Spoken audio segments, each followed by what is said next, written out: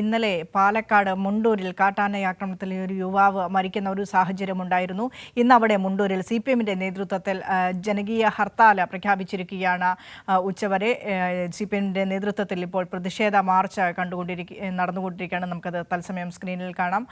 പാലക്കാട് നിന്ന് സച്ചിൻ കൂടി ചേരുന്നുണ്ട്. സച്ചിൻ, ദാരുണമായ ഒരു സംഭവമായിരുന്നു ഇന്നലെ പാലക്കാട് മുണ്ടൂരിൽ സംഭവിച്ചത്.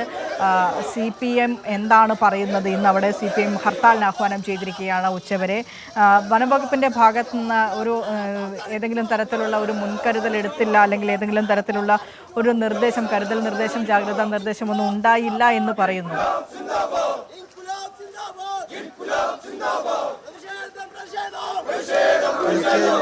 വലിയ ശക്തമായ പ്രതിഷേധം തന്നെയാണ് CPIMന്റെ നേതൃത്വത്തിൽ ഇപ്പോൾ മുണ്ടൂരിൽ നടന്നുകൊണ്ടിരിക്കുന്നത്. അതായത് ഇന്നലെ വൈകിട്ടോടുകൂടിയാണ് നാടിനെ നടുക്കിയ സംഭവം മുണ്ടൂരുണ്ടായിട്ടുള്ളത്. കാരങ്കോട് സ്വദേശിയായിട്ടുള്ള അലനെയും അമ്മ വിജയെയുമാണ് ഇന്നലെ രാത്രി 7:30 കാട്ടാന ആക്രമിച്ചത്. ഇതിലാണിപ്പോൾ CPMന്റെ ഭാഗത്ത് നിന്ന് വലിയ രീതിയിലുള്ള പ്രതിഷേധമുയരുന്നത്. കാരണം കേന്ദ്ര സർക്കാരിന് വന്യമൃഗങ്ങളെ സംരക്ഷിക്കുന്നത് പോലെ മനുഷ്യജീവന് യാതൊരുവിധ സംരക്ഷണവും ഒരുക്കുന്നില്ല എന്ന കാര്യമാണ് CPM നേതാക്കളൊക്കെ ഉന്നയിച്ചിട്ടുള്ളത്. ഇതിന്റെ ഭാഗമായിട്ട് തന്നെയാണ് ഇപ്പോൾ ശക്തമായ പ്രതിഷേധം പുരോഗമിച്ചുകൊണ്ടിരിക്കുന്നത്. മുണ്ടൂരിൽ CPIM ഏരിയ സെക്രട്ടറി സജീവിന്റെ നേതൃത്വത്തിലാണ് ഇത്തരം ഒരു പ്രതിഷേധം സംഘടിപ്പിച്ചിട്ടുള്ളത്.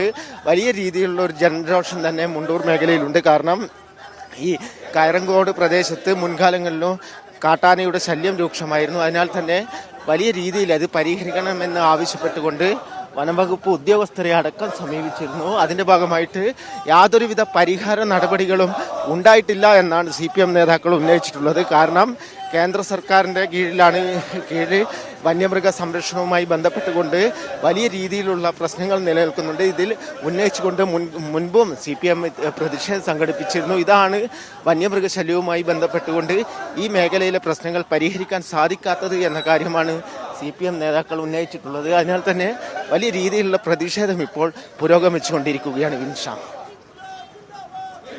ശരി, ഞാൻ സച്ചിനിലേക്ക് വരാം. സച്ചിൻ, ഇന്നാണ് അലന്റെ പോസ്റ്റ്മോർട്ടം.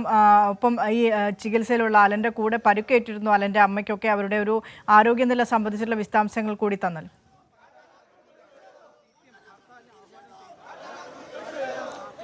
തീർച്ചയായും വിൻഷ, അലൻ ഇന്നലെ വൈകിട്ടോടുകൂടിയാണ് കാട്ടാനയുടെ ആക്രമണം ഉണ്ടായിട്ടുള്ളത്. കയറങ്കോടം സ്വദേശി അലനെയും അമ്മ വിജിക്കുമാണ് കാട്ടാനയുടെ ആക്രമണത്തിൽ പരിക്കേറ്റത്. നിലവിൽ അലന്റെ മൃതദേഹം പാലക്കാട് ജില്ലാ ആശുപത്രിയിൽ സൂക്ഷിച്ചിരിക്കുകയാണ്.